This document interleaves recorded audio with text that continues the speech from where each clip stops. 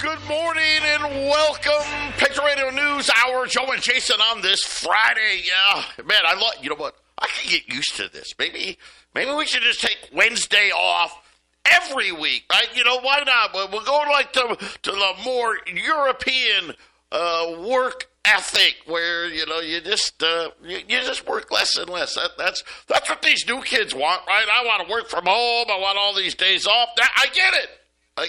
Right? Kind of fun. But no, we're back to 5 days a week starting next week. But it is, right, 2025 is kicked off. We had the Sugar Bowl finally went off. The Fighting Irish, they won against, who was I forget who, Georgia. Yeah, kind of, a little bit of a shocker there. It's funny.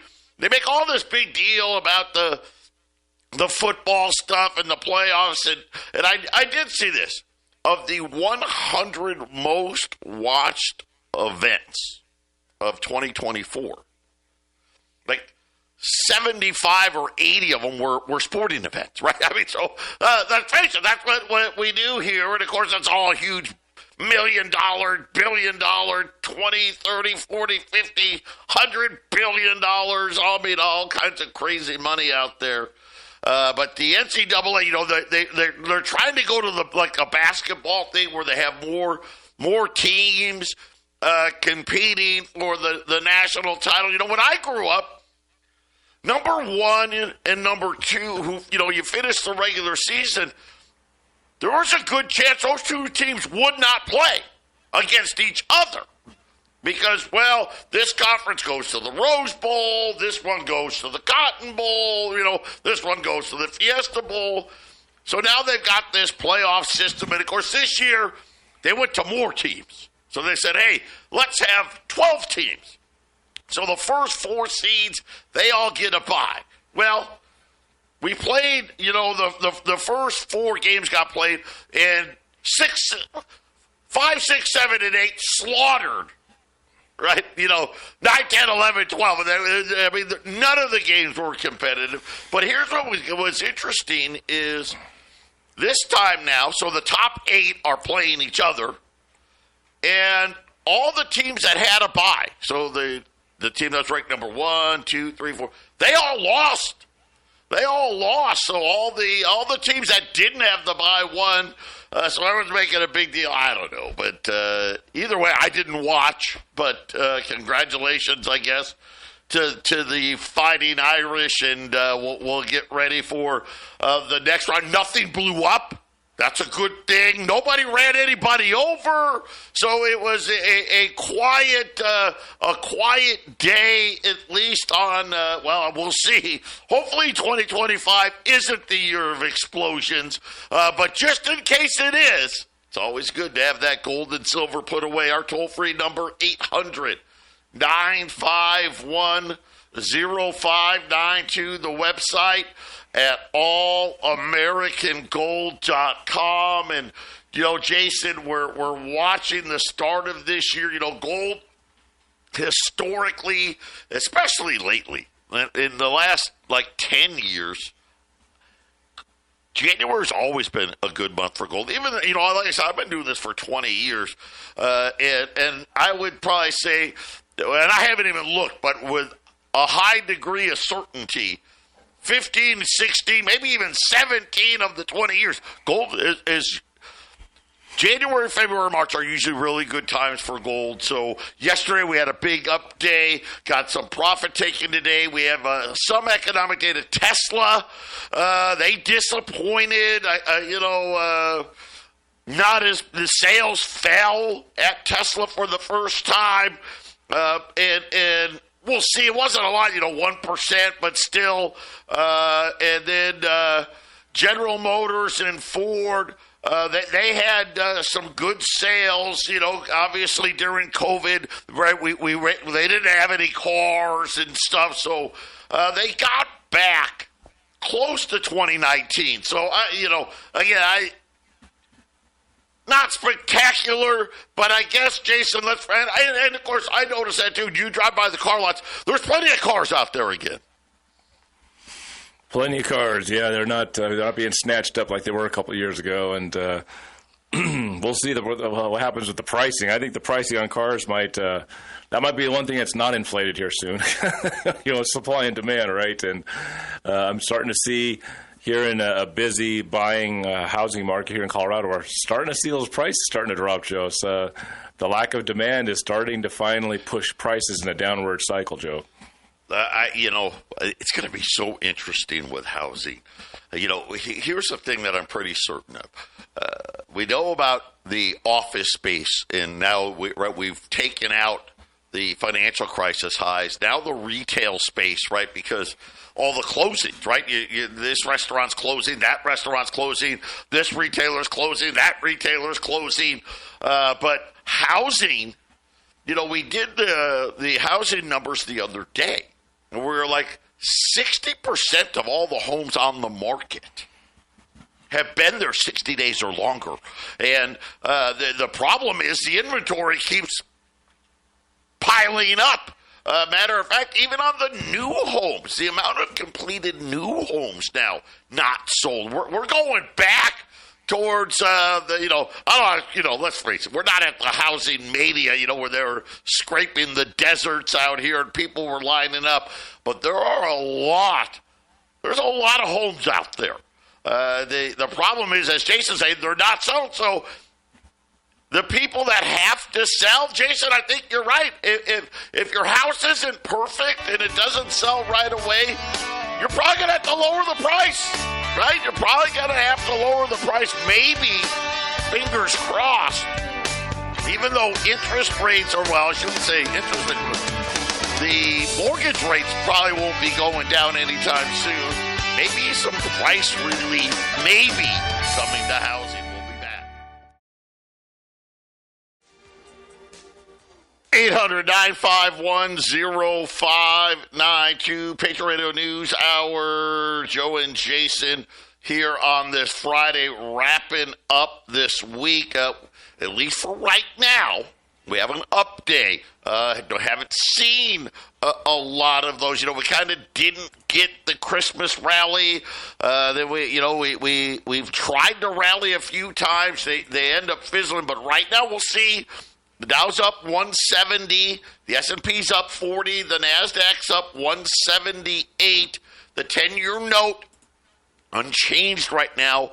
458. So the 10-year note, again, kind of at the high side here. Crude oil up again, almost $74 now on crude. Brent over 76. And I don't know, I'm sitting there and I'm watching the crude. Yeah, we don't have a lot of inventory. That's true.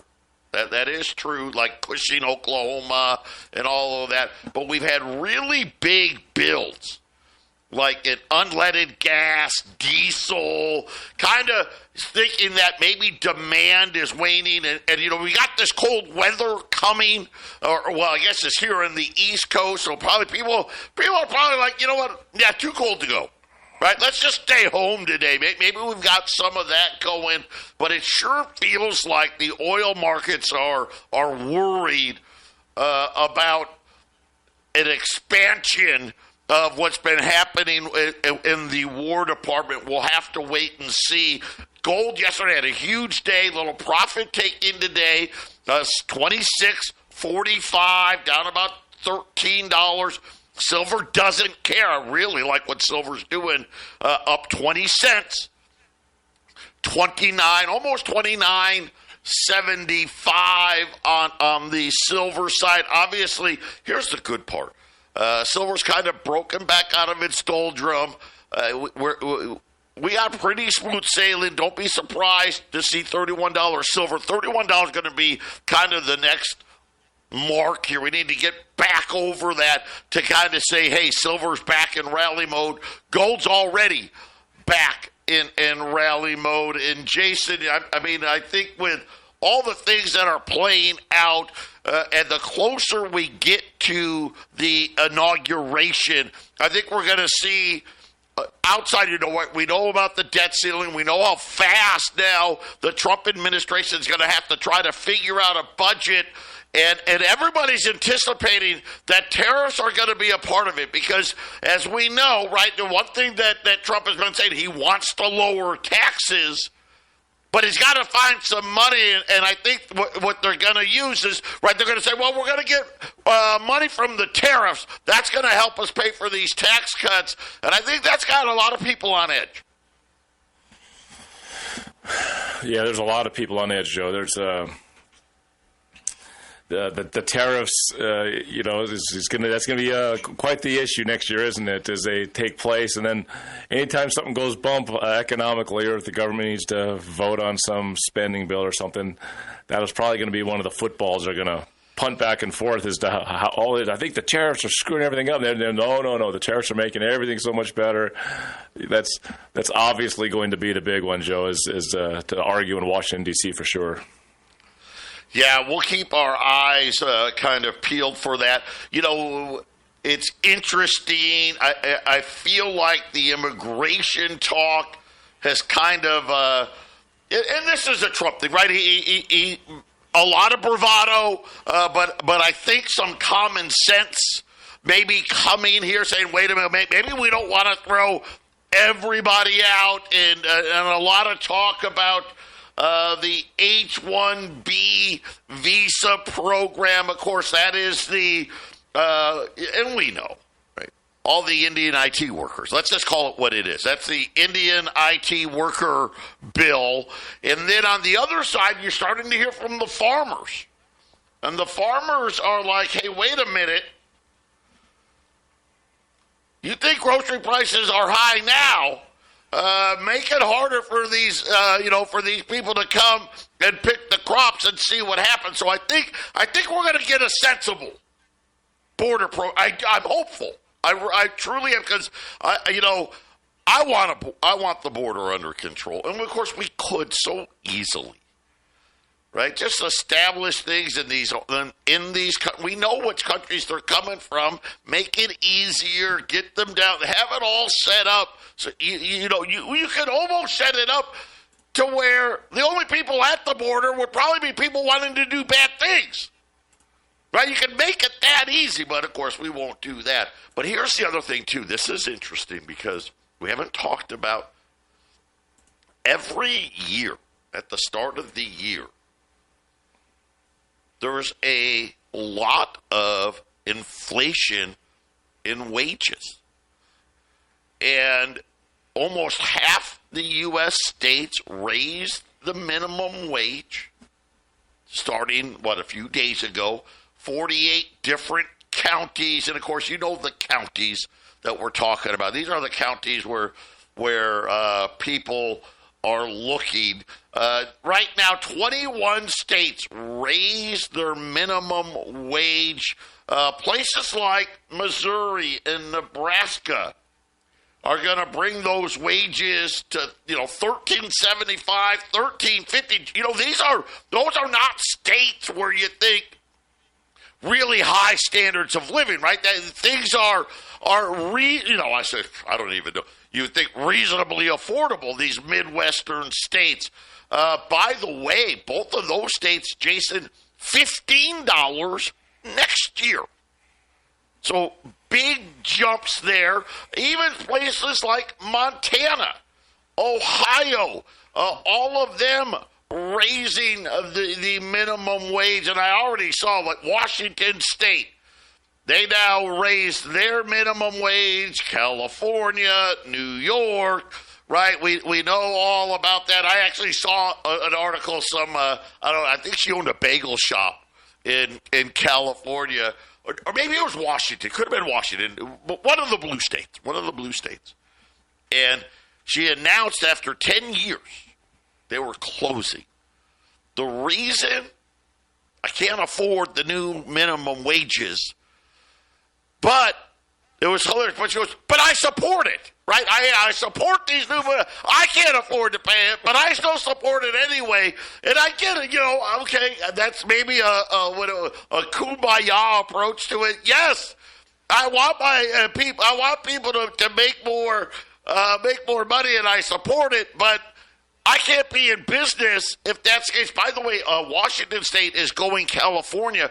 They're going to have a wealth tax now. Get ready for that, too. I think you're going to see a lot of quote-unquote wealth taxes coming from these states.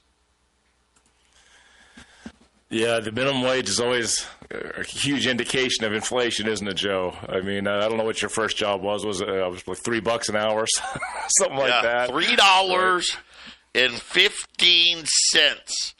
I was working at Osco Drug. Yep, that was my first. Now, before that, I got paid $2 an hour when I was growing up in school. I worked for the farmer. Down the road from where I lived, he was also the gym teacher. It's a pretty cool job.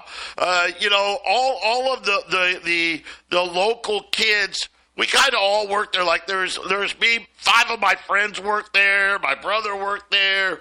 But needless to say, I always thought I was the smartest one because the farmer I ran the sweet corn stand. That was another, think about this when I was growing up. Sweet corn. It was 12 for $1.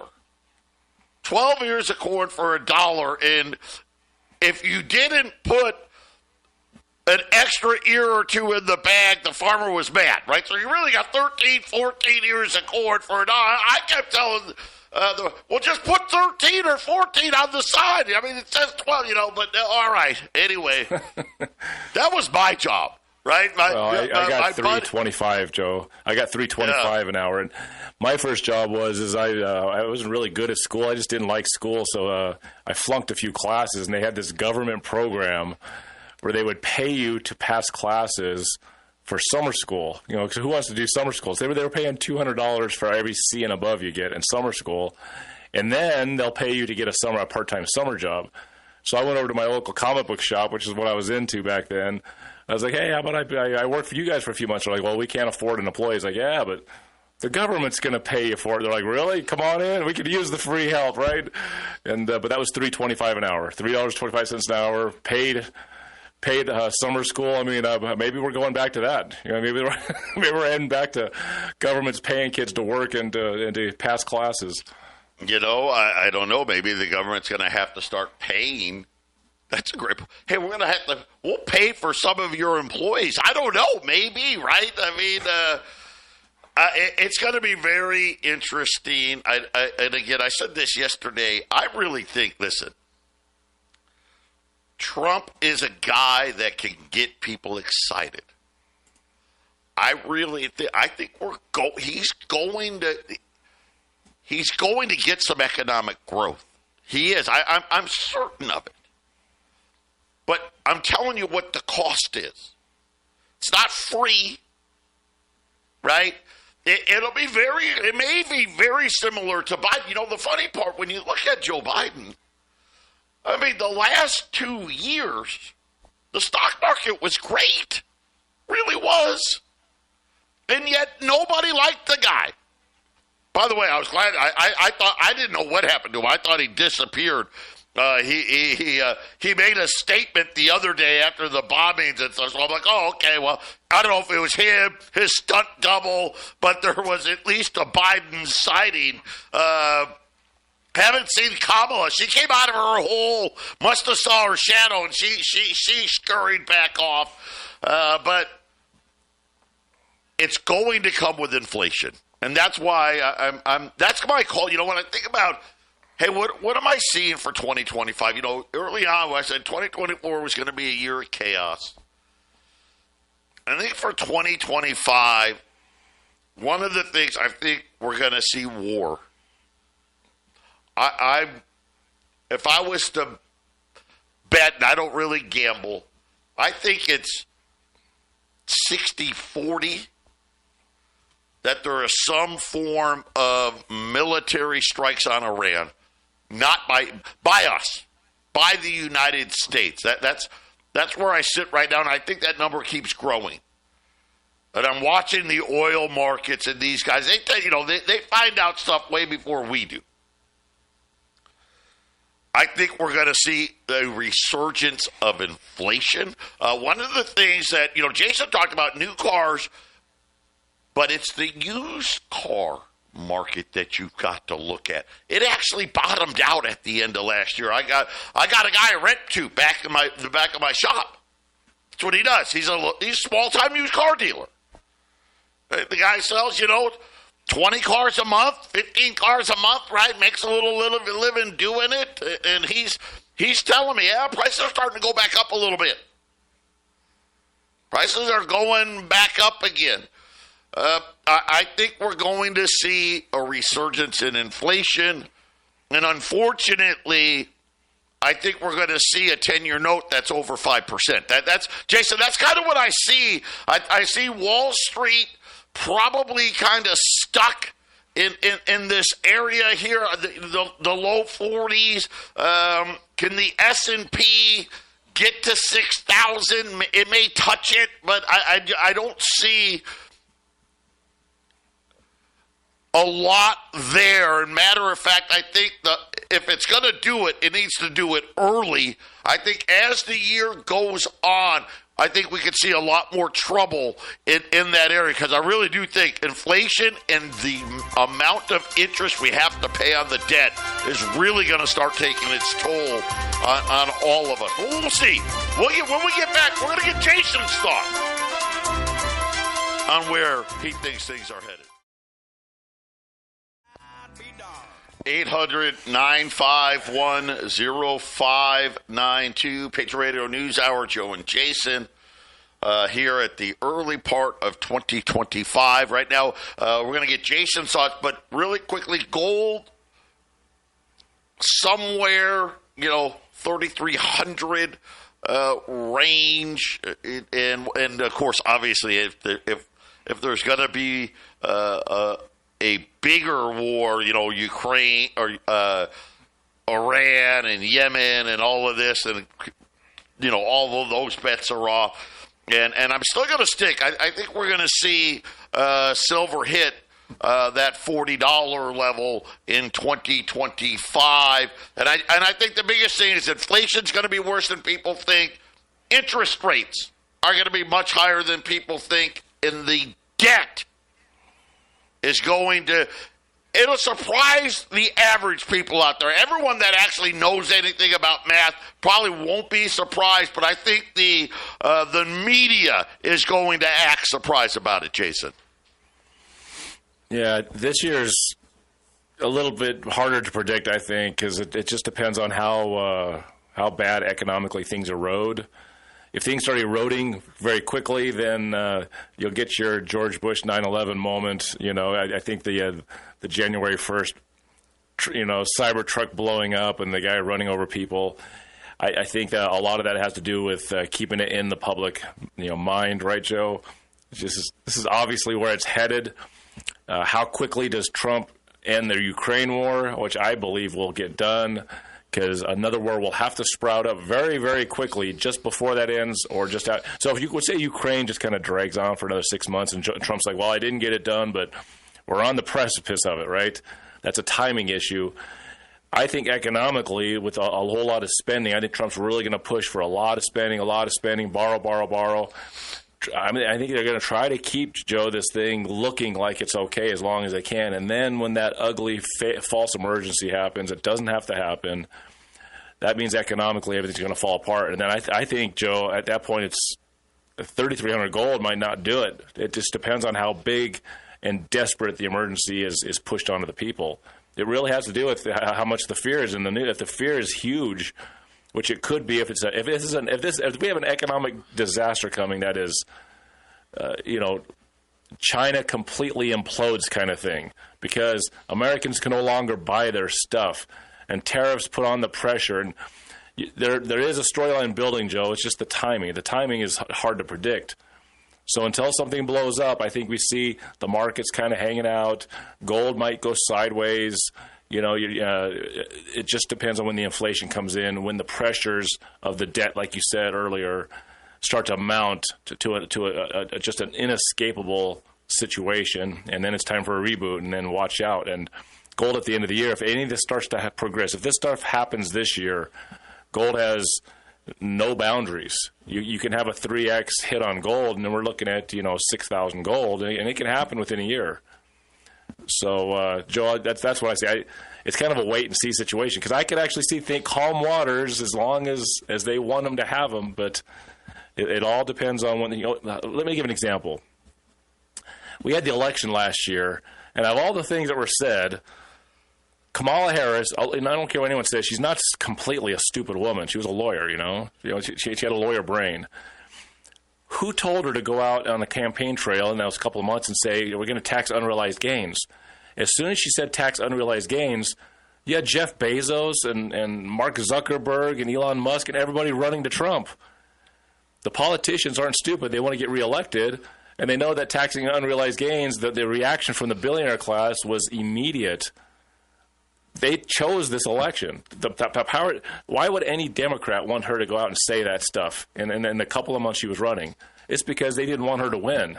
Trump was supposed to win that election, and here we go. Here comes the ride, Joe. And when the roller coaster actually gets over that hill, that's the only question. It's hard to predict that, but it's going to happen. Yeah. It might be 2026. They might float these gentle waters for a year, but it doesn't matter. How many times have I said on the air, you better buy your gold a year too early than one day too late. All those people that said, gosh, I wish I would have bought back in January last year, 2024.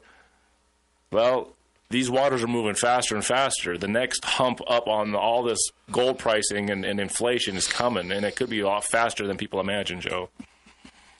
Well, I know this. I'm banking on Trump being a spender. I'm banking on it.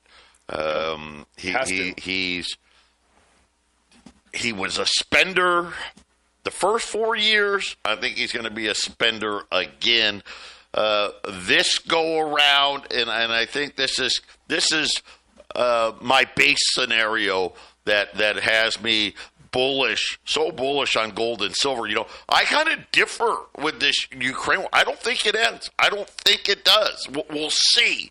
And I'm actually more worried about the Ukraine war doesn't end and we attack. Matter of fact, I think it would be better if it. Now, listen. Do I want us attacking Iran? No, I don't. But I think we're gonna. I just do. And wouldn't it be better to have Russia bogged down in Ukraine to where, Iran's kind of got to fend for itself? And I think that's the scenario. That's the scenario I see playing out. We'll see, right? Kind of my off-the-wall prediction is we're going to attack Iran in 2025. That's kind of one of the things that I see.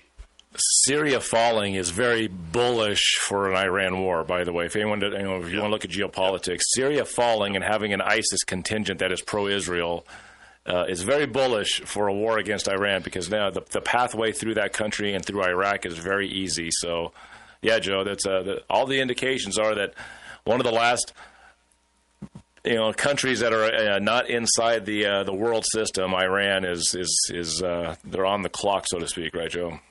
I think so. I think that's going to be one of those things where a lot of people will probably support that stance as well. And of course, I'll tell you, we're going to finally fix the Middle East. Yeah, no. Just remember, and I say it all the time, the power vacuum always gets filled. Right? We got rid of Assad, and guess what? I don't care what name you want to call these guys. ISIS filled the power vacuum, right? We got rid of the Taliban, and guess what? The second we left, the Taliban filled the baddest of the bad filled the power vacuum. I wish people would understand that, right? It's not the goody-goodies, right? It's not the goody-goodies. Did you already see already? They're already starting the education process in Syria now. They just went out and announced a whole bunch of changes. And guess what? Oh, yeah, America's bad. Israel's bad. I mean, it's all in there, right? All that stuff, Jason. 800-951-0592. Today's special, it is a great one. U.S. Silver Eagles. I'm going to do it one more time. $695, so below $700. Now, this is going to be backdates. So the 2025s are getting ready to come out. The mint is only minting 2025s, but I've got a line. And you know what? Here's the funny thing. The backdates, you go to all these other sites, they all want more for these back, because they're, trying to make some margin, trying to make some money. Not here at Patriot. U.S. Silver Eagles, $695. That's the roll of 20. Comes in the, the mint tube. There's 20 ounces, 21-ounce Silver Eagles. I think silver, gold had a great year. Silver had a really good year. But, everyone keeps waiting. What year is the year that silver is going to outperform? As good of a guess as any. It's either going to be, Jason, it's either going to be this year or next year. I don't know which one, but silver is coming and coming like a freight train. So U.S. Silver Eagles, $695. I'll be honest with you. I really didn't think, we had silver closing back in on $35 right before inflation came back, right? And the Fed was going to cut 800 times and all this other stuff. I didn't think we'd see silver back below $700. We weren't going to be able to get a roll of Silver Eagles for under $700, and I think that's going to happen here in 2025. Where, hey, it's just math, right? At $40 a coin, right? Well, you can't sell it for $695. That math won't work. So take advantage. U.S. Silver Eagle, $695. 800-951-0592. Keep adding to your portfolios. If you haven't diversified some of your stock holdings, you got those big IRAs. If you haven't called and got set up on your gold and silver IRA, what are you waiting for? This is an excellent time. Why is it so good? Well, the premiums are low. I mean, think about this. This is how difficult physical silver really is. We all remember COVID. Silver was like $18, right? Think about that. From 2021 to 2024, silver went from $18 to $30. That's pretty damn good, right? And at the height, it almost doubled. But the premiums on a Silver Eagle, you're talking $740, $800. And spot silver was only $18. Because people were paying $14 an ounce over spot just to get them. Dealers like me were just to get them.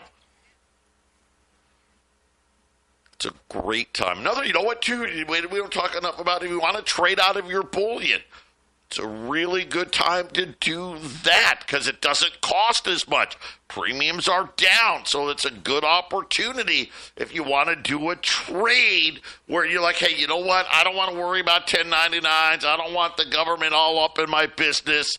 I'm going to trade my Maple Leafs or my Krugerrands or my bars. I'm going to trade them for $20 gold. Jason, when there's low premiums, that's a really good time to make moves. Premiums have been low for a while, and Joe, it was just a couple of years ago with that inflation and everything, the post-COVID hangover when those premiums were ridiculously high. So take advantage. Yeah, the prices have come up, but when over any kind of time frame, the price is not going to go up. I tell a lot of the new customers, Joe, when they're like, "Oh, I'm so afraid that I'm going to buy this and it's going to crash," and I'm like, "Well, do you think the price of your oatmeal is going down long term?" They're like, "No." It's like, well, that's a commodity, and so is silver. and it's not going to go down. It's just going to keep going up unless you change the entire banking system and the economic system of this country back to a pre-Federal Reserve. The prices of stuff are designed to go up. It is designed to take advantage of the working class, to squeeze them like a grape and get all the juice out, right, Joe? Milk them like cows. And the only way to stop from being milked is to, keep their hands off you, right? The best way to think about it this way. The Federal Reserve tells us, well, gosh, we'd love to have 2% inflation. And, of course, they're like, oh, well, I'm sorry we have more than that. We really just wanted 2%. But what does that mean? What it means, very simply, is they want you to have to pay 2% more for everything you buy. So when we sit here and say, why is gold going up every year? Do you know that has only been, by the way, that has only been the policy of the Fed since, 2008? 2006 to 8. It was Ben Bernanke and Janet Yellen. They were the ones that formally said, yep, you know what, we want inflation, and we want it, but just a little bit. We just want it to be 2%. The spoken policy, that's always been their policy, but that was the first time they spoke it. Said it out loud, right, saying it out loud, right? And here's the funny thing. Everybody on the idiot channel, your stock channel, right, trying to convince you how good that was. We should have been rioting in the streets, but no. Of course, did we get 2%? Oh, yeah, we did, and a whole lot more. We'll be back. Final segment coming. 800-951-0592. Final segment of the week. A little nervous. Every weekend now I'm like, man, what's going to happen? Hopefully it'll be a calm one. Let's have some calm this weekend. Rolls of U.S. Silver Eagles. 695. Get it done. You got a call to get it. 800-951-0592. And, Jason, we're talking about, we really are done. Seriously, we actually deserve this. We do. They said it out loud. Now think about this. They went almost 100 years without saying it out loud. And then they said, oh, well, we want it to be 2%. And, of course, I was on the air then, and I told you then. Better get your gold and silver put away. Because believe me, they say 2% today. They won't be saying that later. And look what we have. An inflation that they say is 3%, yet they're cutting rates. But you said you wanted 2. Well, you know what they said? Well, it'll get there eventually. Eventually we'll get back to there. Then, of course, the last meeting they said, well, eventually it's going to be a little longer. And, of course, but the guys on TV said this was great. And I talked to my financial advisor. Please. Listen, if you don't have the balls to stand up to your financial advisor, that's on you. Well, he's going to be upset because I'm going to take some of my money and put it in a gold and silver IRA. Well, of course he's going to be upset. Why is he going to be upset? Well, because he whacks you for 2% commission every year. Oh, I got a good broker. They only hit me for 1 or 1.5. Okay, that's great, right? It's idiotic. Take care. Pull your head out of your backside and grow a pair and take care of business. That's all I'm telling you. Financial advisor as a way of buying yourself another boss, huh? Well, the boss said, I got to keep this stuff in here. I'm going to have to pay penalties and fees and taxes. But you don't. I know, Right. but Right. people do it to themselves more than somebody else does it to them. A lot of times, you're the one that signs, right, Joe? You're the one that signs on the dotted line. You just got to take some time and meditate upon the virtues of gold and silver so that you can control some of this stuff yourself. You really don't need to have somebody else controlling, because if they control it, then you don't. Well, all as I know is if you didn't get 20% last year, then how good was he? Right? Because they all, he doesn't know any better than anybody else, right? Anybody that tells you, like me and Jason were telling you our predictions, we fully said, this is our opinion. I don't know. This is what I think is going to happen. Do I have any more information than anybody else? No. I'm just telling you right now, it is truly, I mean, we are that dumb because we accept it. And we even know, you know what else makes us that dumb? We know this, what did they say, 3%? We know they're full of crap. But we just continue to allow it to happen. You better be your own central bank. Time to wake up and smell the roses. 800-951-0592. Jason and I, we're going to wrap up the week with the short stint of the half-empty cup coming up next.